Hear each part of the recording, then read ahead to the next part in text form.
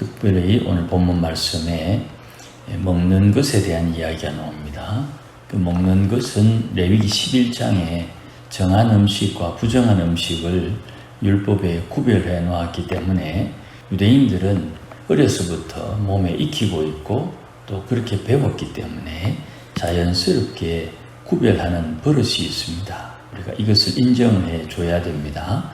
오늘 본문 말씀에 20절 중간쯤에 보시면 만물이 다 깨끗하되 끓이김으로 먹는 사람에게는 악한 것이다 그랬죠.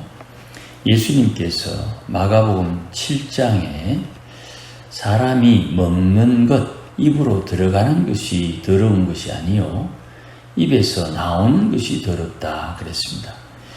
마가복음 7장의 말씀에 기초해서 모든 음식은 부정한 것과 정한 것의 구별이 없다 그렇게 이해합니다. 예수님이 그렇게 정리했습니다. 결론을 내렸단 말이죠. 그러면 예수님은 율법의 완성이 되었다 그랬죠. 예수님께서 이 땅에 오신 것은 율법을 폐하려 함이 아니요 율법을 완성케 하려고 오셨다. 마태복음 5장의 말씀입니다. 예수님께서 율법을 완성하실 때에 예수님을 믿음으로 구원을 얻는다. 예수님을 믿음으로 구원 얻는 이 의는 율법을 따르는 의가 아니요 율법 외에 다른 준비된 의다. 그렇게 바울은 로마서에서 언급을 합니다. 그러니까 율법이 우리에게 주어진 것이 구원을 위한 것이 아니요 구원받은 자의 삶에 무언가 기준이 되는 것으로 율법이 주어졌다. 이런 결론이 로마서 앞부분에서 계속 우리가 따라오면서 이해했던 말씀입니다. 그러니까 만물은 다 깨끗하다. 먹고 마시는 것이 누군가에 의해서 이건 먹을 것, 이거는 먹으면 안 되는 것, 그것을 결정된 것이 없다. 그러나 깨끗한 것임에도 불구하고 끓이김으로 먹는 사람에게는 그것이 악하고 죄처럼 여길 수 있다. 우리나라 같은 경우에는 농사 짓는 민족이니까 농한기에 하는 행위, 도박을 하고 또 술을 먹고 또 계집질을 하고 그렇게 했던 그런 문화가 있으니까 술 문화 또 이런 것이 아주 엄격하죠. 중국 같은 경우에는 아편전쟁이 아주 크게 있었고 그 아편전쟁 때문에 청나라가 망하게 됩니다. 그러니까 중국인들 입장에서는 이 마약은 굉장히 부정적인 생각을 가지고 있습니다. 우리처럼 술 문제를 귀하게 여기듯이 중국 그리스도인들은 마약과 술을 아주 중요하게 생각합니다. 문화적인 어떤 특징이 있는 거죠. 역사적인 배경이 있는 겁니다. 그래서 우리 민족에게 있어서는 이것, 저 민족은 저것, 각자가 끓이끼는 것이 있다. 그 끓이끼는 것에서 문화적인 한계를 가지고 있는 것, 요거를 우리가 이해를 해줘야 됩니다. 그러니까 먹고 마시는 것에 있어서 끓이끼는 것은 없다. 이게 성경의 가르침인데 각 민족마다 각 사람마다 가지고 있는 문화적인 배경에 의해서 그게 자연스럽게 싫은 겁니다. 그러면 안 되는 것 같고 그러면 안 되고 그래서 안 하려고 하는 것이 있습니다. 그걸 우리가 인정을 해줘야 된다는 것이에요. 자, 그걸 가지고 오늘 본문 13절을 보십시다. 우리가 서로 비판하지 말자. 비판하려면 비판할 거리가 있죠. 도리어 부딪힐 것이나 거칠 것을 형제 앞에 두지 아니하도록 주의하자. 서로 비판하는 그 비판의 거리, 그 부딪힐 것, 거칠 것을 두지 않도록 조심하자. 이거는 누구나 다 그렇게 해야 되는 겁니다. 그런데 이게 우리 마음에 쏙 들어오는 이유가 내가 약자라고 생각할 때, 내가 약자가 될 때는 나는 아무도 모르고 하니까 괜찮은데 아는 사람이 생각할 때에는 이게 문제가 된다 이 말이에요. 믿음이 있는 사람, 믿음이 없는 사람에게 이건 이러면 안 된다 권면할 수 있죠. 그런데 그 권면이 개인적인 것입니다. 자기가 끓이끼는 것 혹은 우리 공동체가 끓이끼는 것, 우리 민족이나 또 문화적으로 끓이끼는 것, 그것을 이제 하면 안 된다고 가르칩니다. 가르칠 수밖에 없죠. 그렇게 가르쳐야죠. 그런데 그것이 말씀보다 앞서지는 않는다는 겁니다. 하나님께서 원하시는 것이, 하나님의 관심은 이걸 먹고 안 먹고 거기에 하나님은 관심이 없어요. 하나님의 관심은 뭡니까? 17절에 성령 안에 있는 의와 평강과 희락, 요게 관심이 있는 거예요. 왜? 그게 하나님의 나라니까. 하나님의 나라의 특징이 성령 안에 있는 의와 평강과 희락, 이런 거예요. 호두를 까먹잖아요. 호두 밖에 딱딱한 것이 있습니다. 그것을 까야 먹습니다. 그러면 호두를 까야 그 안에 있는 먹을 것이 나오는 것처럼 성령 안에 들어가야 의와 평강과 희락으로 이루어지는 하나님의 나라를 경험할 수 있는 거예요. 신앙생활 한다고 하면서도 이게 너무 수박 끄달기처럼 대충 아는 것으로 전문가 행세를 한다 이 말이에요. 14절 보십시오. 내가 주 예수 안에서 알고 확신하노니, 바울은 분명히 알고 있어요. 무엇이든지 스스로 속된 것은 없고 속되게 여기는 그 사람에게는 속되다. 말이 좀 어려운데, 뭐든지 그 자체가 나쁜 것은 없고 그 자체를 나쁘게 사용하는 사람 때문에 나빠진다 이 말이에요. 우리 민족은 아주 독특해요. 봄에 나물을 뜯어서 먹잖아요. 서양 사람들은 나물 뜯어서 안 먹습니다. 왜냐하면 우리가 봄에 먹는 그 맛있는 나물이 거의 대부분 다 독초예요. 그러니까 서양 사람 입장에서 볼 때는 전부 다 독초인데 독초를 왜 나물로 해 먹느냐, 그렇게 우리를 이상하게 생각을 해요. 그러나 우리 민족은 우리 선조 때부터 알지요. 단오전에 뜯어먹는 풀은 뭐든지 다 그게 약이 되는 걸 우리는 알아요. 그러니까 우리는 그걸 먹는 거죠. 우리 스스로 이건 속되다, 저건 속되지 않다 구별하는 그 구별 때문에 내게 자유가 없는 거예요. 그러니 하나님의 말씀을 묵상할 때 이런 자유라는 중요한 주제, 그 자유를 우리에게 어떻게 주셨는가, 그 자유를 어떻게 누리는가, 여기에 대해서 고민이 없고 토의가 없고 소통이 없으니까 이거 먹어도 돼, 저거 먹으면 안 돼, 이렇게 딱 잘라서 정해놓고 그렇게 사는 거예요. 그거 잘했다 하나님 칭찬 안 합니다. 왜요? 주님은 거기에 관심이 없으니까. 주님은 하나님 나라, 성령 안에 있는 의와 평강과 희락에 관심이 있어요. 그거 안 먹고 의를 이루지 못하고, 그거 안 먹고 성령 안에 평강을 누리지 못하고, 그거 안 먹고 성령 안에 희락을 추구하지 않으면 주님 앞에 책망을 받는 거예요. 되레. 하고 안 하고의 문제가 아니에요. 그러면 이제 우리가 고넬료라는 사람이 사도행전에 등장합니다.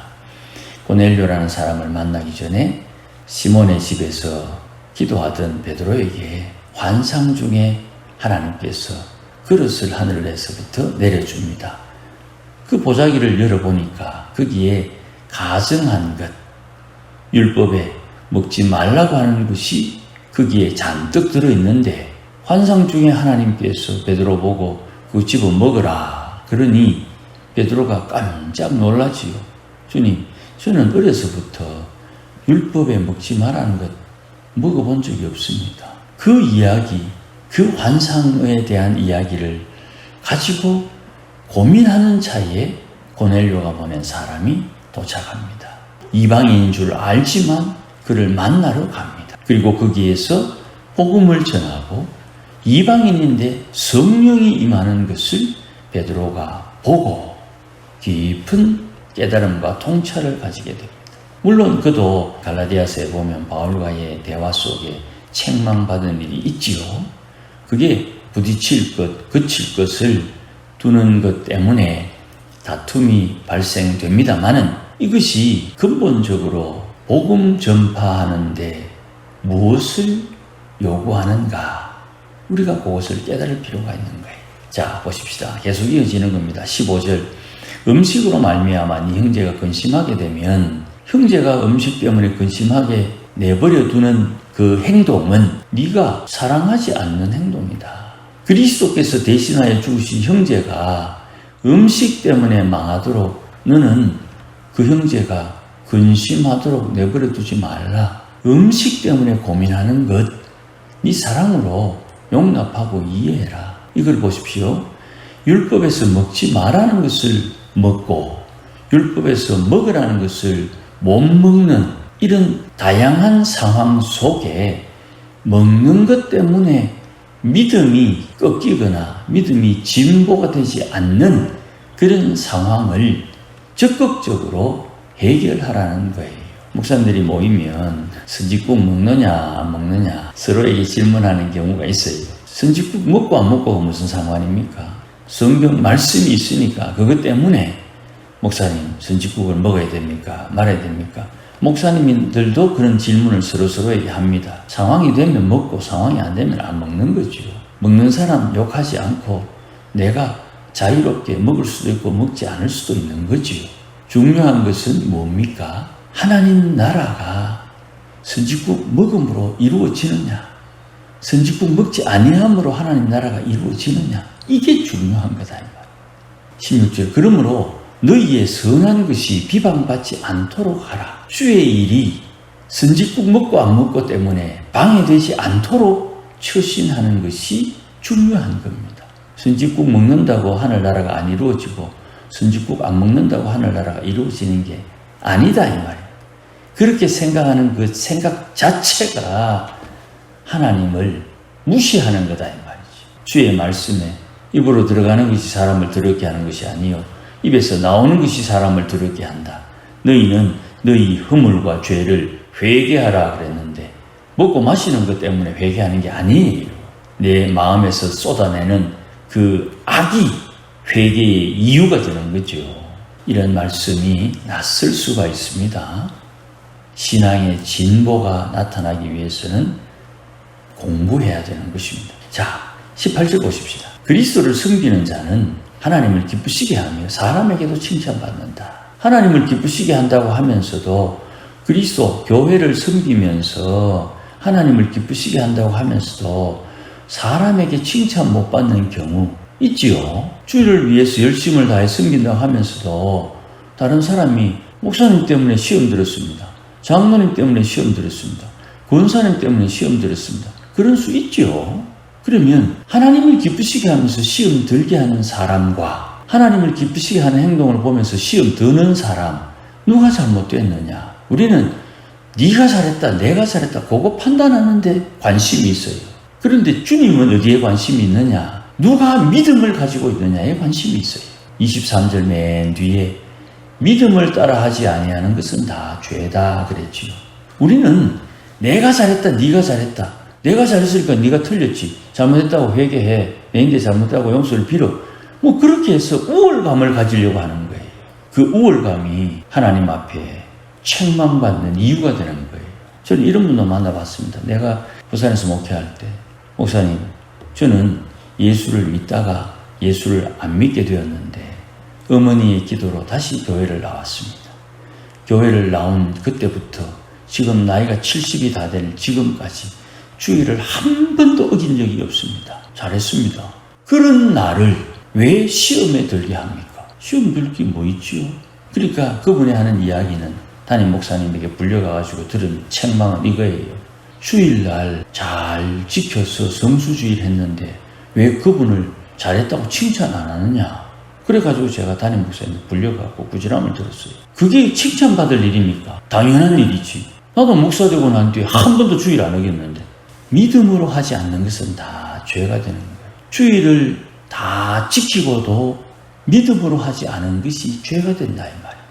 자, 그러면 믿음으로 하면 다른 급한 일 때문에, 생명의 일 때문에 주의를 다른 곳에서 지키거나 상황이 안 돼가지고 도무지 주의를 지킬 수 없는 상황이 되었어도 믿음으로 사는 사람은 주님 앞에 책망 안 받겠지요. 19절 말씀에 그러므로 우리가 화평의 일과 서로 덕을 세우는 일에 힘쓴다. 우리가 할 일이 따로 있다 이 말이에요. 교회 다니면서 신앙생활 하면서 우리의 관심과 우리가 힘써야 되는 일이 따로 있다 이 말입니다. 주님께서 원하시는 바가 뭐냐? 믿음. 그 믿음으로 구원을 받고 믿음으로 신앙이 자란다 이 말이야. 22절 네게 있는 믿음을 하나님 앞에서 스스로 가지고 있으라. 왜 남에게 흔들립니까? 목사가 이런 말 한다고 흔들리고 목사가 저런 말 한다고 흔들리고 그거 안 되는 거예요. 믿음을 스스로 하나님 앞에 가지고 있어야 돼요. 이게 잘했다 저게 잘했다 그런 문제가 아닙니다. 내가 잘못한 것을 내가 깨닫거든 하나님 앞에 회개하는 거예요. 주님 앞에 용서를 받는 거예요.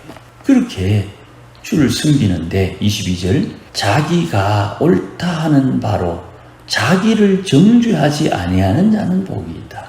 말이 어렵지요. 내가 아는 바대로 내가 나를 정죄하지 않는 것. 로마서 앞부분에 보면 그런 게 나오죠. 다른 사람이 하는 행동을 보고 저기 죄다라고 지적하면서 자기도 그 죄를 짓고 있는 사람 바울이 악하다 그러죠. 가증하다 그러고 안식일을 지켜야 된다고 말하면서 주일 성수해야 된다고 말하면서 주일 성수 안 하는 사람 있죠. 11조 해야 된다고 하면서 11조 안 하는 사람 있죠. 교회 나와야 된다고 이야기하면서도 교회 안 나오는 사람 있어요. 심지어 자기가 세례를 받았대. 세례를 받았는데 자기는 교회 안 나와. 그리고 교회가 이러면 되냐고 말을 해. 우리 마을에 그런 사람이 있죠. 하나님께서 원하는 게 뭐냐를 잘 깨닫고 그 기뻐하는 것을 따라 순종함을 배워야 된다 이 말이에요. 하나님께서 관심 가지는 거기에 내 마음을 쏟아야 됩니다. 이게 지혜입니다. 여기에 심어야 하나님께서 원하는 열매를 맺는 거예요. 형제를 사랑함에 있어서 은혜를 따라 주님께서 기뻐하는 것이 우리의 관심이 되어야 돼요. 우리 스스로를 잘 돌이켜보고 돌이키면서 믿음의 진보가 나타날 수 있기를 주의 이름으로 축복합니다. 기도하십시다. 하나님 아버지 고맙습니다. 형제를 사랑하는 방법을 성령 안에서 배울 수 있도록 은혜를 주시고 우리가 아무리 좋은 마음을 가져도 마음이 뒤틀린 이에게는 우리의 행위조차도 가식적으로 느껴질 것인데 하나님을 기쁘시게 하며 하나님 앞에 바른 길을 갈 수 있도록 도와주시고 때가 되매 주께서 선한 역사 통하여 하나님의 영광 볼 수 있도록 은총을 덧입혀 주옵소서. 예수님 이름으로 기도합니다. 아멘.